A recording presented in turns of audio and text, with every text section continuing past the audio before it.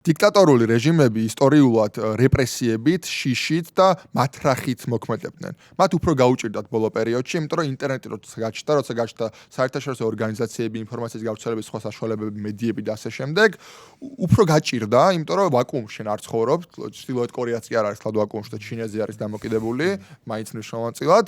ამიტომ დაიწყეს манипуляციებზე გადასვლა. ანუ უკვე მარტო რეპრესიებს კი არა, манипуляციებს იყენებენ და თუ გაზდით, ხშირად ცდილობენ რომ დაგაბოლონ მარტო რო თქვათ, პროპაგანდით მოგერიონ და მაინდამაინც არ გადავიდნენ რეპრესიებზე.